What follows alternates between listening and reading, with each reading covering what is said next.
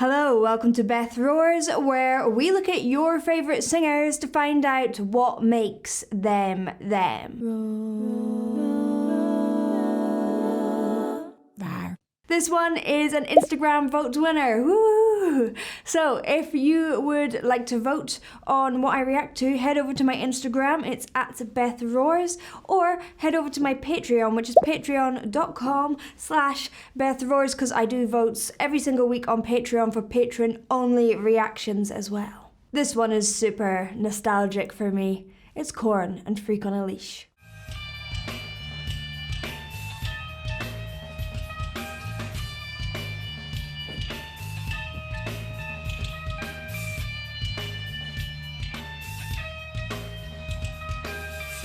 Takes a part of me, someone lost and never seen.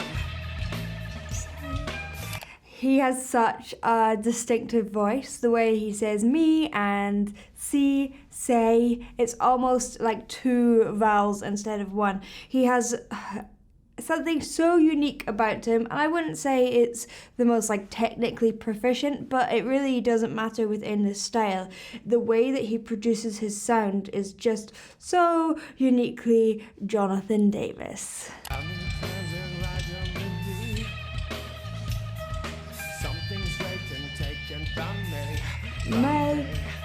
Very speechy. You can tell that he is an instrumentalist. He plays loads of instruments. I've written them all down here. Guitar, drums, bagpipes, of course, piano, upright bass, violin, and clarinets. But you can tell that he's really proficient with rhythms. He is really making it very bouncy, very clear. You can hear all the words, even though he's morphing those vowels. Free. Interesting. He's using breath in a really interesting way. So here he is pushing extra breath through at the end. May.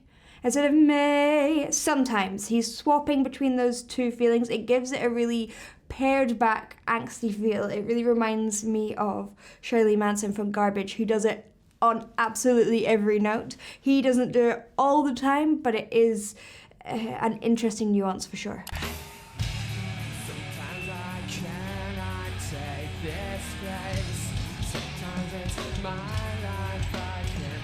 And it's really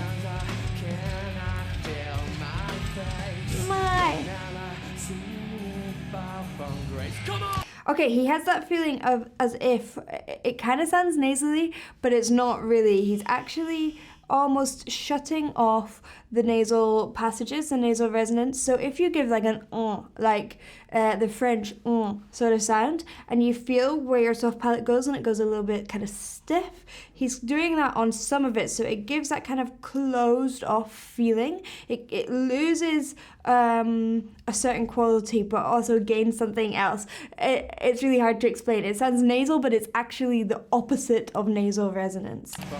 Come on! And then here he's opened it up, it's not in that place at all.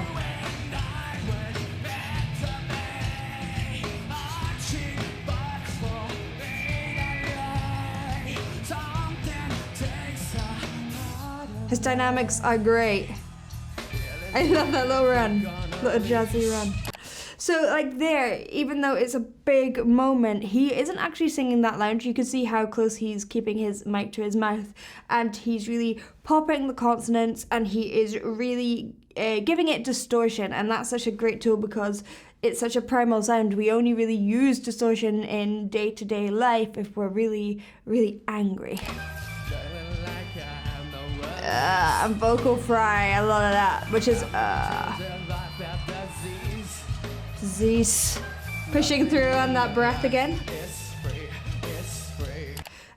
He's actually doing so many interesting stylistic things, and I was a bit is he gonna do that? But he does. Free is. He's really using that S to make it more kind of slinky. So you can position your tongue in different places to make your S more or less clean. So if you want it to be less clean, like mine naturally is, bring it up in between your teeth If you want it a bit more clean, bring it down.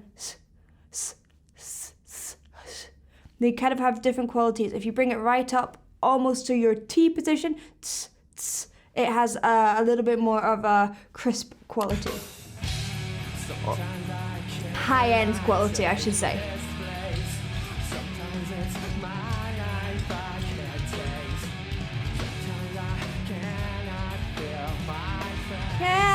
That's where he's closing off that resonance a bit.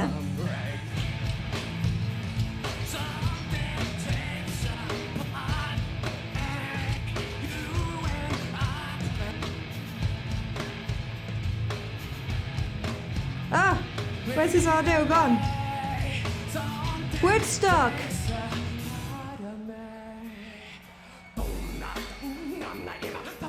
Yes, I love it, I love it, I love it.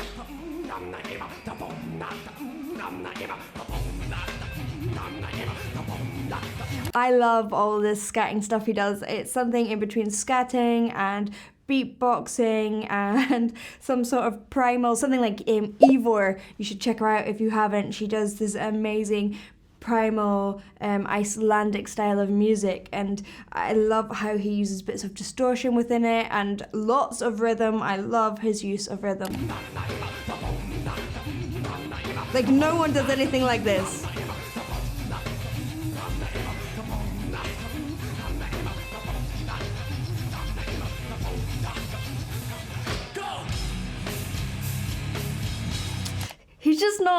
He's just not scared of making like really interesting, unusual, weird sounding noises, and he's taking all these noises almost like you would with a drum kit and making a rhythm with it, and it sounds so interesting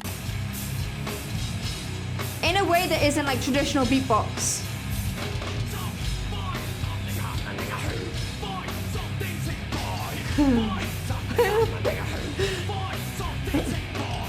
Oh, I'm such a dweeb.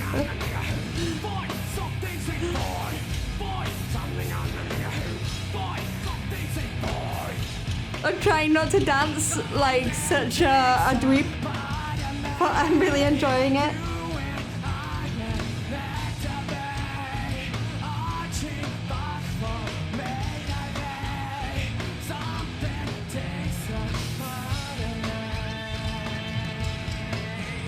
I love how he brings the end down and makes it a little bit breathier.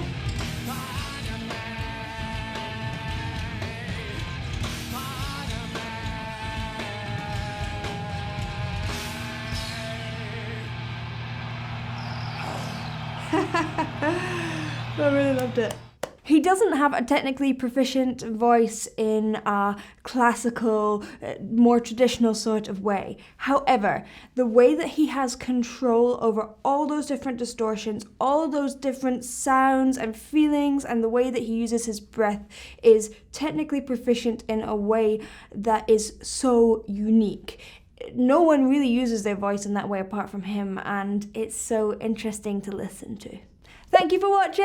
I hope you enjoyed. If you did, please do like and subscribe, and I'll see you in the next one. Bye.